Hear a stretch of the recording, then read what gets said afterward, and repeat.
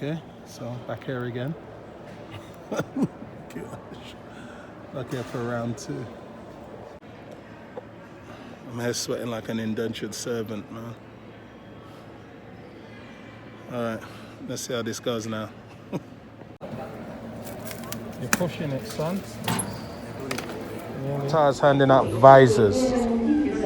They're not taking no chances with no one, man. Man's just going through there, just giving them out to everybody. Qatar ain't playing with infections at all. They ain't ramping with no one. Like, this is it.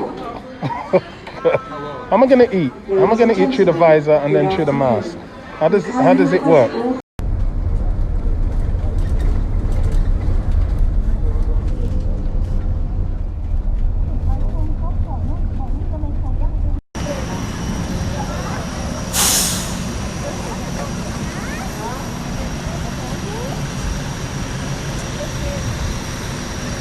Okay, now we're getting somewhere. Ooh! Can you see the reflection in my face? There's no airs and graces in pandemic travel. Everybody gets on the same time. Everybody goes up the same stairs. Ooh. I feel like I'm finally getting somewhere now. Come on, Qatar. Wow. Mercy. Actually feels like an airport for the first time in a long time. You know, the UAE, man, money off a run. They ain't ramping. They ain't playing with their money. So I'm in Doha. I left Milan and we're making our way halfway around on the first leg of the journey. You know, I've been journeying around the world now annually, a minimum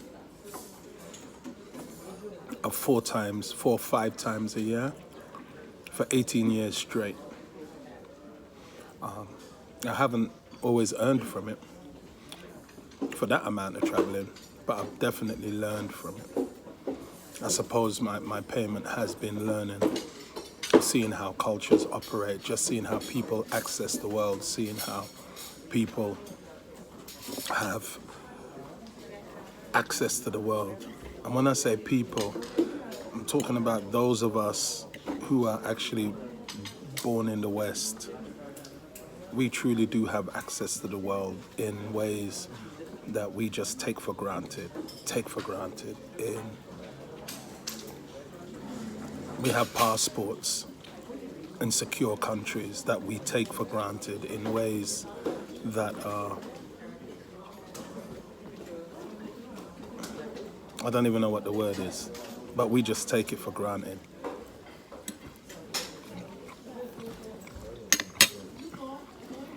Traveling in this pandemic and just seeing the way the world operates has reminded me just how fragile everything is. The way in which we're able to access the planet,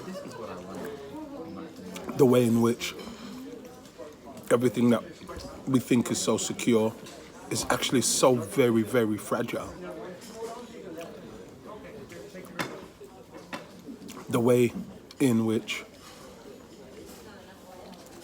governments can just easily just shut down the planet and just take away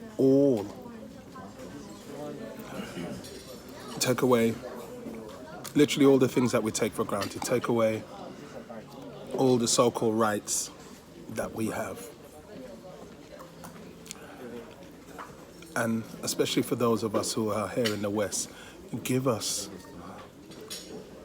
an understanding of what it feels like for those who are in difficult countries, who come to us needing help, come to us to escape where they are and find themselves trapped in a planet and trapped or held out of countries or held in countries, but with no access to anything, no access to anything that will give quality of life, that will give assistance if they're not well, that will give sustenance to their children.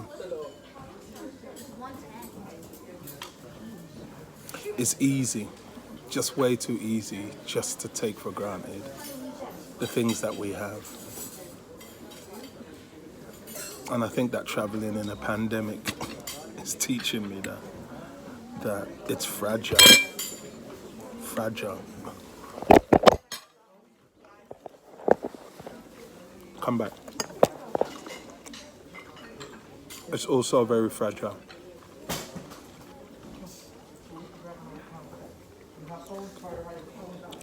It's got me wondering how many of the things that I think are secure in my life and in the life around me, how many of those things are actually fragile too.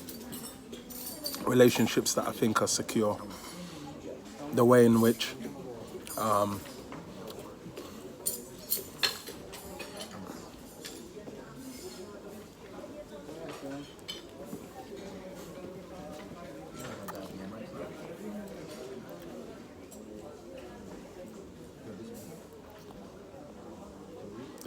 I'm raising my child, the way in which I'm loving my wife. How secure is it? The way in which I value or just take for granted the relationships that are just so vital to making me who I am and adding value to who I am and adding meaning to who I am. And don't get me wrong, I don't think that they're in any way, I don't feel like I'm skating on thin ice. But it's making me sit and really think about the things that I think are so secure. I'm just going back and checking and just going back and reaffirming, going back and reestablishing, going back and reconnecting and realigning myself to them, realigning them to me, realigning my dreams to my actions, realigning my output to my input, realigning the care of others to my care of self.